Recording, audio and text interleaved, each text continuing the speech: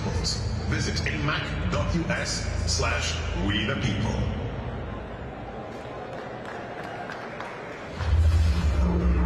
Our own government is being turned against its citizens. This government isn't even doing its most basic responsibility, which is to secure and defend this country. We are going to start to drain the swamp.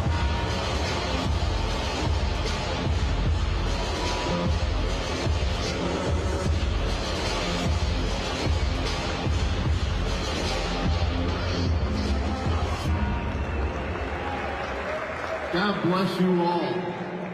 What an impressive crowd. My name's Warren Davidson, and I love this country with a soldier's passion.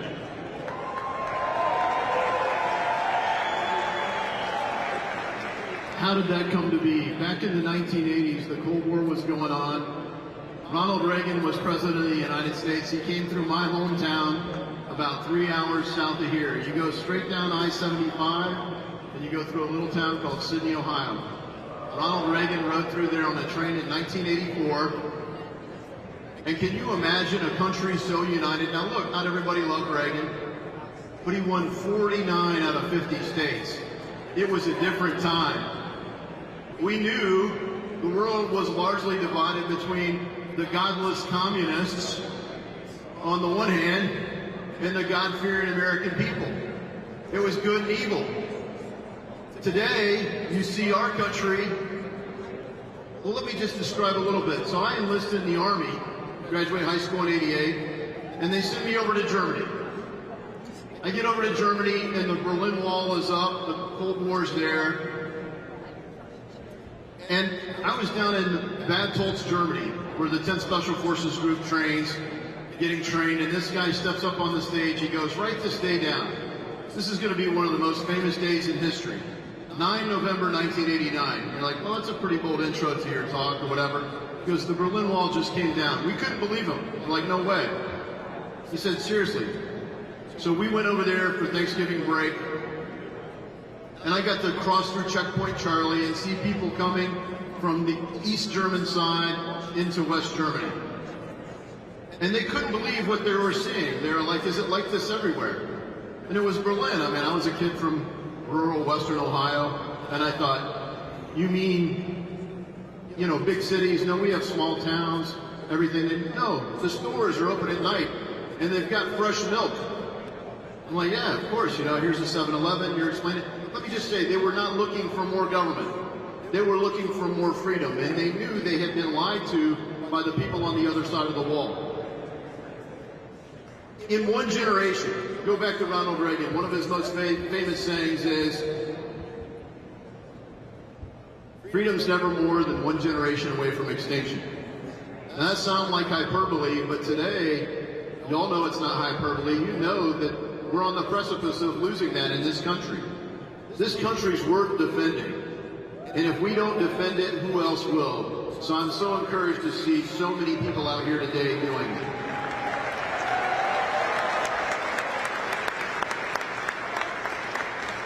And that's the thing about when I served in the Army. It's deeds, not words. It's free to join, but for some of my friends, it cost everything. Our country, though, has lost its way. During the Cold War, it's referred to as cold because we weren't always fighting. We were selective about it. The country had developed an idea, the Powell Doctrine, that we should define the mission before we go and wage a war. We should know exactly what it is we're trying to achieve. That seems to have been displaced by catchy slogans like, as much as it takes, as long as it takes. That's the mission in Ukraine right now. As much as it takes to do what? As long as it takes to do what? Bankrupt America? That's how we defeated the Soviet Union. We bankrupted them. So today, Russia is not the Soviet Union, and Vladimir Putin has not spent the last 25 years building the world's most lethal military. He spent the last 25 years plundering the wealth of Russia, which is why he's on the ropes by Ukraine. And look, as just as their cause is, it's not our war to fight, and it's not our war to fund.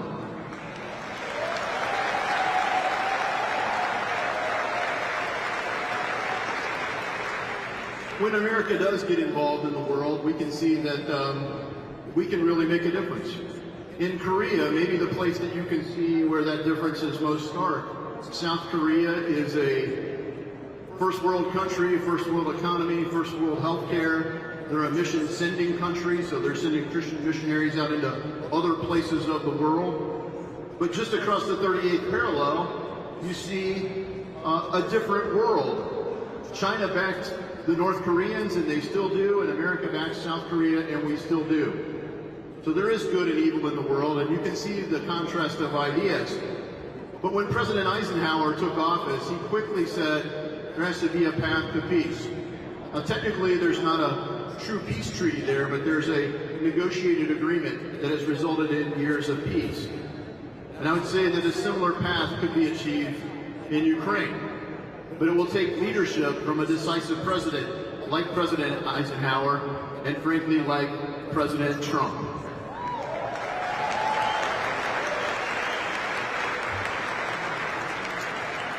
That war was totally preventable. It was completely avoidable. On August 31st of 2021, the United States left Afghanistan in the most unimaginable way possible. You don't have to have served in uniform to know that you don't get the civilians, you don't get the military out first and then leave the civilians behind and trust the Taliban to get them out. You do it the exact other way. The military stays there, the civilians get out. When the objective is mission is accomplished, the military leaves. The very next day, the Biden administration, on September 1st of 2021, entered into a strategic partnership agreement with Ukraine to support their membership in NATO, to support their membership in the European Union, and since then, they've continued to press that as the objective. If you ask Lindsey Graham, Senator Graham, neocon's another word for not conservative. You guys get that right? Neocon, not conservative. So look, I get that we have a big party and we need all those folks to have our majority, but we need to reject these ideas that somehow America is made stronger by being constantly at war. We're not. We're made stronger, like Eisenhower knew, by reaching a peaceful arrangement when it's possible and preserving American strength. The business of America has been business. We could have a strong economy. But one of the other things Eisenhower did and did well was he secured our borders. Border security is national security.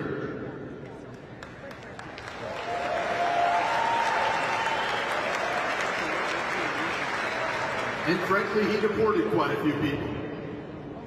And that might be what we need to do after this. You've got more than 10 million people that have come into our country illegally. We don't use our military to secure our borders, and we should. We should use if you want to fix recruiting in the country, there's a couple things that you can do. You don't need a woke military, you need a military that's laser focused on fighting and winning wars.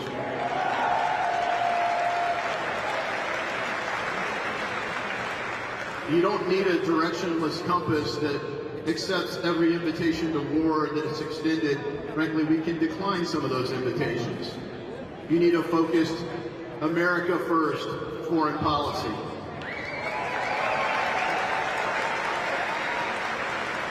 We need to keep building our strength by focusing on warfighting, not on woke agendas. And frankly, when it comes time to recruit, I think we ought to put the enlisted men and women in charge of the whole recruiting effort. You need special training, university training, to be able to come up with all this woke DEI, critical race theory ideology. It wouldn't occur to people naturally to do this, and frankly what they found is a normal high school education isn't enough time to get all the indoctrination complete. So they want to send you off to these state-sponsored indoctrination camps and load everyone up with lots of debt and make them indentured servants. They say they want it to go away. They say they want to forgive the student debt. They're not forgiving student debt. They're transferring it to you.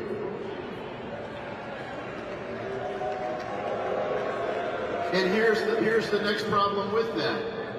They don't want to turn off the programs that load everybody up with debt, that drive up inflation for students, even the ones that want to pay for it themselves and get it the right way. They don't want to turn off the broken federal takeover of it. They want to keep the indoctrination going. And so if we're going to get the focused foreign policy we need to do those kinds of things, recruit, and we have an all-volunteer force, and we should keep it that way. Frankly, we are debating a draft. The very first amendment that I passed was an amendment, this Don't Draft Our Daughters amendment.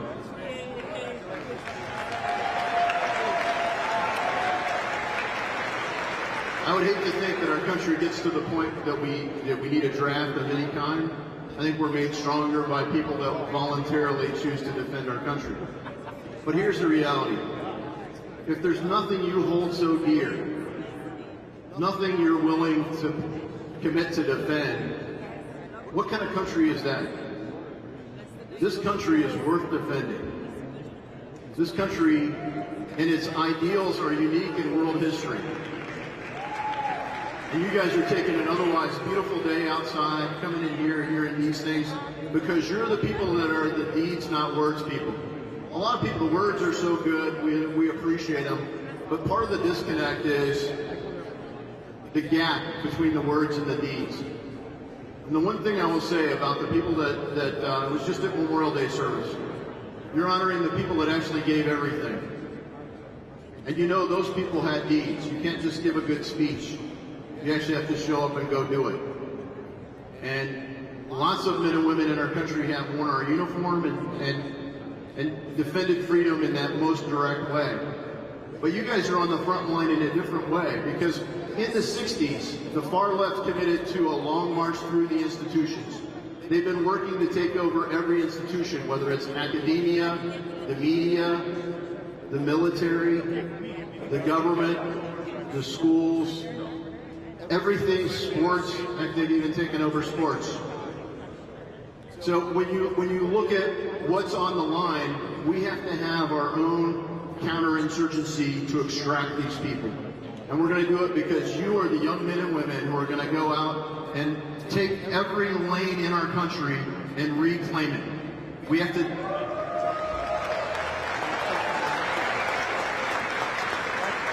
To restore a government small enough to fit inside the Constitution is going to take a long commitment.